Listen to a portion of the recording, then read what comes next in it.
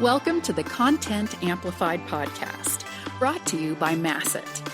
Our goal is to help you get more from your marketing content. Each episode is a 10 to 15 minute interview with industry experts that share amazing insights to help you squeeze as much juice from your content as you possibly can. Here's today's interview. Welcome back to another episode of Content Amplified. Today I'm joined by Ray. Ray, welcome to the show. Hey, Ben. Thanks for being on the show. I'm excited for this conversation. It's going to be fun. But Ray, before we dive in, let's get to know you. What do you love about content and marketing? And let us get to know your career a little bit.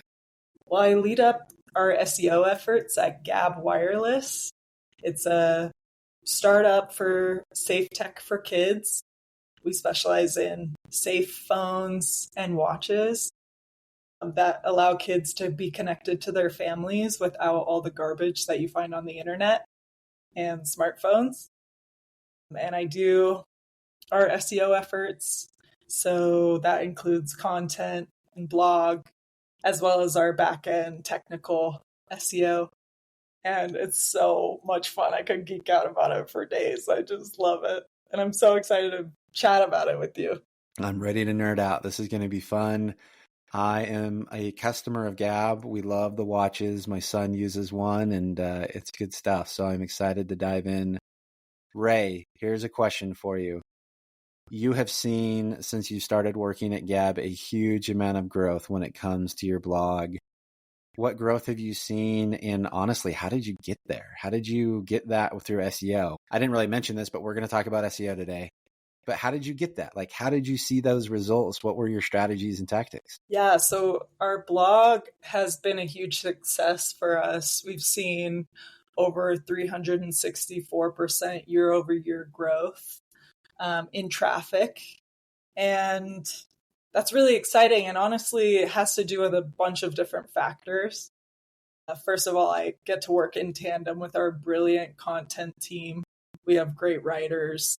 And they care about putting out really valuable quality content. So in addition to quality content, we have a lot of creatives we work with. So the content itself is valuable and then it looks beautiful. And then I like to do a little razzle dazzle with some SEO optimizations to help it do well as well. So how do you do, and first of all, I love that you are complimenting the whole team. You know, it's obviously SEO is usually not one person, it's the whole team effort. And I love and applaud that. Second of all, 364% growth. Hats off to you. That's incredible. Like, that's something to hang your hat on. I don't know why I'm using hat analogies over and over again, but white hat. Congratulations. Hat. Yeah, Yep. Exactly. Yeah, I'm sure you're not using black hat techniques for this, but what the razzle dazzle? Let's talk about the razzle dazzle. How do you sprinkle razzle dazzle on the content to help it rank? Yeah, so something that I think is crucial for SEO is having an executive team that's on board. And that's something I learned from Neil Patel pretty early on in my career. He's like, if your executive team isn't on board with your SEO efforts, it's probably going to fail. And honestly, a lot of people don't know the ins and outs of SEO. And so it is really important that you have leadership that is on board and is willing to invest early, because you're not going to get all those immediate returns like you would with paid side of things. I love it. So a lot of the times we are looking at SEO and wondering how AI plays a role. Mm-hmm. And some people are hesitant to use AI written material because they've seen Google algorithm updates. Some people are still receiving results. What's your process? How do you use AI, and kind of where do you draw the line of when you should and shouldn't use it for SEO? Totally. I have so many thoughts. My dad told me recently something funny. He's like, there was this great new invention when I was in school called the electronic calculator. And we were not allowed to use it on any tests because that would be cheating. And now, I mean, kids everywhere have to use a calculator during their tests. Like, if you don't have one, then you get in trouble. So I just think AI is a similar, I mean, obviously a way bigger scale, situation, but I think the people who don't get on board with this new calculator are going to be kind of left in the dust. I think AI is a big, scary beast for a lot of people because they think, am I going to be out of a job? Especially people who write content. And I mean, specifically SEOs, it's a search engine, right? So what good is my job if a robot can do it way faster and way more detailed, right? But yeah, I think if you, instead of getting scared and disregarding it and pushing it aside and kind of going about business as usual, if you can lean into the discomfort to really be on the cutting edge of this new incredible tool that ends up helping you in the end. And AI is trained on human content and websites. So while I think we'll definitely see fluctuations in regards to search behavior and Google, it's not going away completely anytime soon. You also get a lot of people who are more comfortable with Google. I mean, Google is a verb. You don't say, well, maybe you do a little bit, but I don't hear people saying you should chat GPT it. It just doesn't roll off the tongue. I know. Sounds like a rebrand is needed there. Yeah, exactly. Well, I love this point, the idea of people being afraid of AI. And I've heard this sentiment over and over again on the podcast, and I love how you articulated it. There are people who are afraid of it and kind of push it away and say business is normal, and I'm going to kind of brace for impact when it takes over my job. Where the people who are forward thinking are often saying, I don't understand this, but I'm going to be the best I can be at it. And they embrace it, and all of a sudden their skill sets increase. They're getting paid more. They're in higher demand. And it's kind of an interesting concept of, if you're afraid of it, anyone listening to this podcast, of it replacing you, it's not going to. Just learn how to use it. It doesn't matter if you're an SEO or if you're a content writer or if you're in design. It doesn't matter. If you're the one who knows how to use it, you're the one with job security. The people that push it away, if you're avoiding it, that's when it might actually have an impact on your future career. So I think it's interesting that you naturally gravitated towards that description of how people either embrace or discourage the usage of AI. So I'm guessing you have encouraged it. Arms wide open, big old bear hug, AI, SEO, let's go for it. What are some really tactical pieces of advice about how you use AI to help you guys achieve growth like 364% growth year over year? What are some of the nitty gritty details? How do we really take advantage of this? Yeah, the options are endless.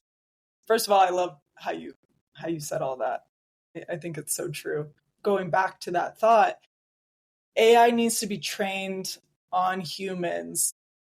You could train AI on AI, but eventually we'll just get dumber and dumber as a collective if we do that, because of AI hallucinating or not really having initial content to be trained on. And I even read an article recently that said something about AI running out of usable internet eventually, and the human-made content being an asset in that situation.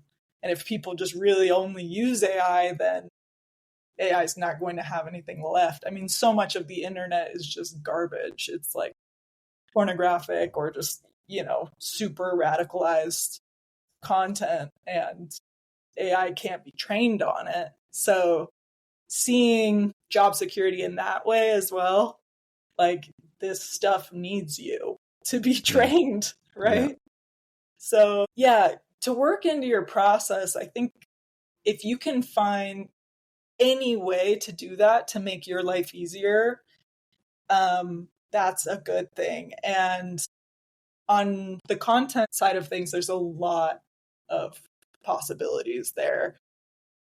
For myself, I use it for idea generation, metadata that I'm writing. So if I'm writing a meta description for an article to put into Google, editing our copy, creating a framework for your content, taking an article someone's already written, like a writer, and putting it through and saying, make this more interesting, or give me a more clinchy intro paragraph, or even intro sentence, or make this sound more authoritative or more formal. Or the cool thing about AI is that you can train it on your brand, so you can edit for your brand voice. You can have it read your content and say, what am I missing here?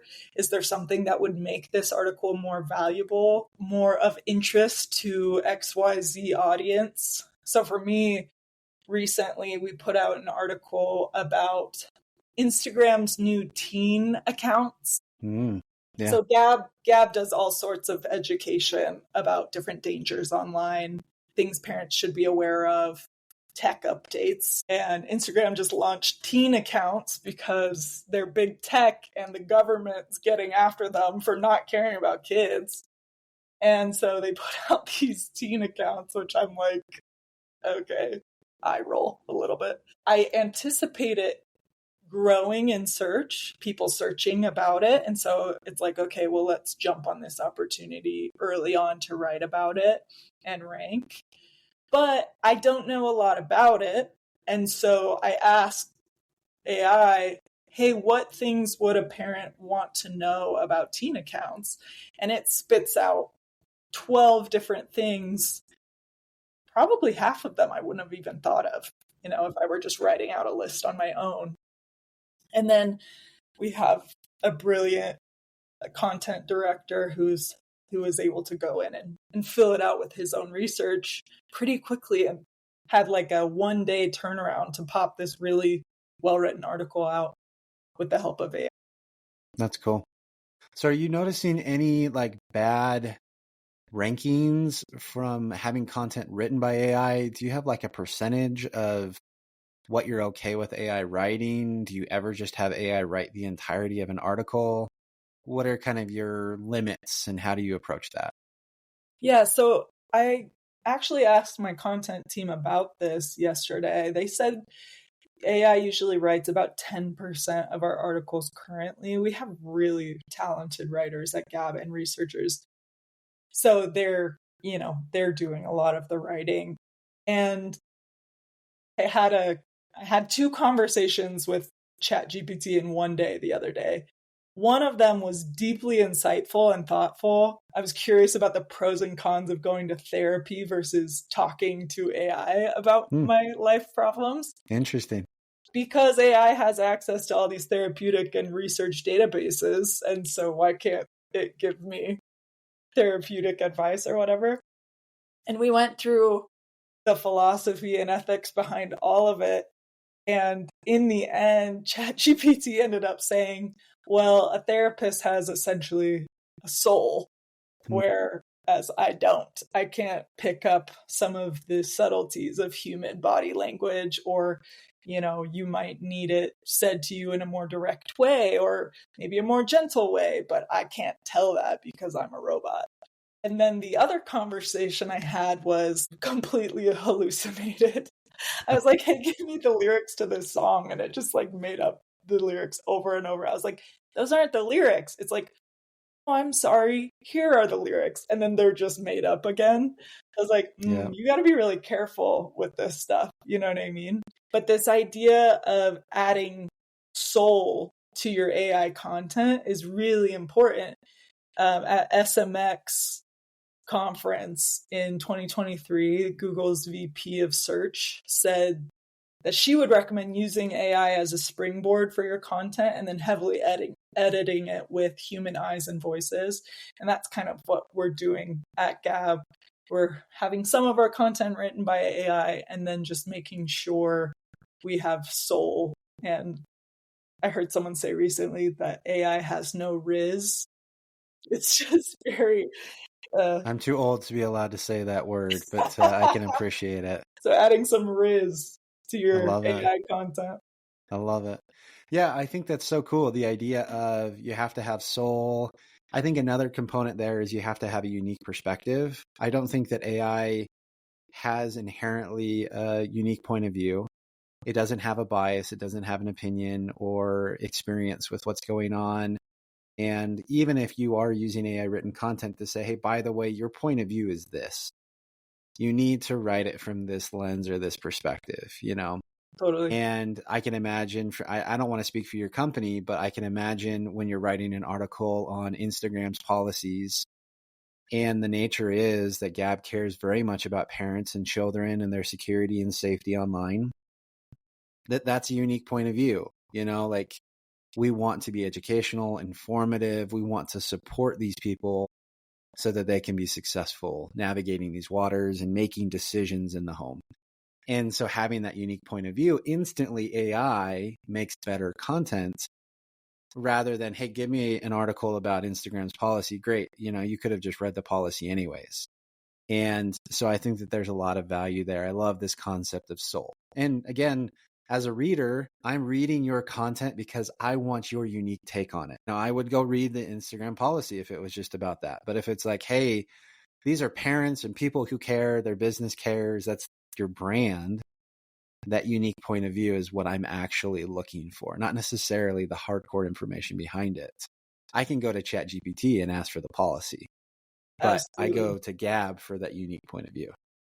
Yeah, that's such a good point, Ben. And this idea of brand, we actually found out recently in this Google algorithm leak that happened earlier this year, how crucial it is to have a strong brand presence in the eyes of Google. And that's, you know, I said earlier, we have this crazy growth on our blog that had to do with a lot of different things, but a huge part of that is we have a strong brand and so many channels that are working to make sure we have a really well synergized and diverse ecosystem online talking about Gab, and that contributes to that growth. So, I mean, to your listeners, I guess just making sure that they're not putting all of their eggs in one basket, but really developing a strong brand.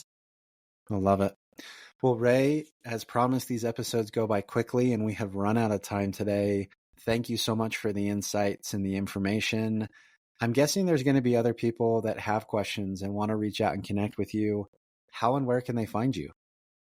Yeah, they can find me on LinkedIn or my email address, which I'm sure we can put in the show notes. Love it. Perfect. Yeah, we'll connect to Ray and have links in the show notes. So everyone listening to this, look down below. Again, Ray, thank you so much for the time today. Really appreciate it. Thank you, Ben.